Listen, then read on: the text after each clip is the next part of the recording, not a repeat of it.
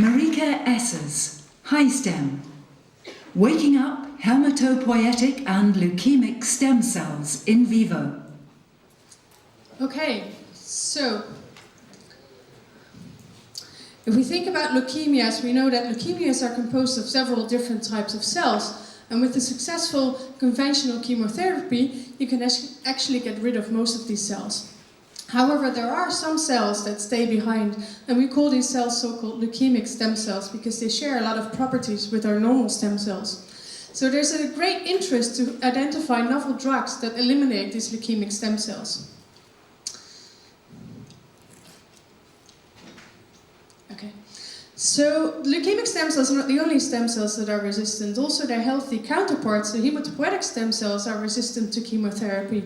And we believe that these hematopoietic stem cells are resistant because they are in a sort of phase of dormancy, they have low metabolism, and they're in these bone marrow niche environments which protects them. However, what we have found several years ago already is that pro-inflammatory cytokines like interferon alpha, who are highly produced upon a virus infection, can actually very efficiently activate these quiescent stem cells, and furthermore, they can even make them susceptible to chemotherapy. So if you now treat a mouse with interferon alpha, get their stem cells in an activated state, and then come back with your chemotherapy, this actually leads to the loss of hematopoietic stem cells. In this case, the mouse does not survive.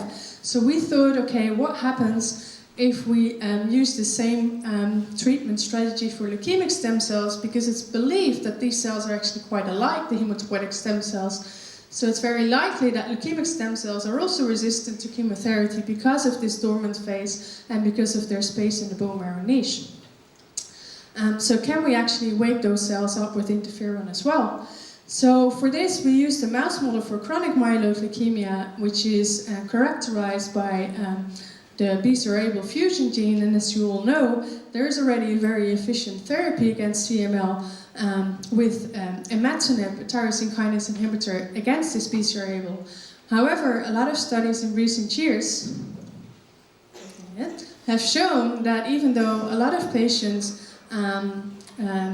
have a successful treatment with Imatinib, there are still about 50% of the patients who cannot get rid of the Imatinib treatment, otherwise the tumor comes back. So we used a mouse model for CML and started to do this combined treatment. Treat them first with interferon alpha, get your leukemic stem cells in an activated state, come back with Imatinib, and in purple you actually see something is missing, but that's the combined treatment that you can actually get an efficient reduction. So it looks like, at least in our mouse model, interferon can also wake up these leukemic stem cells, making them susceptible to chemotherapy. And with that, I'd like to thank you.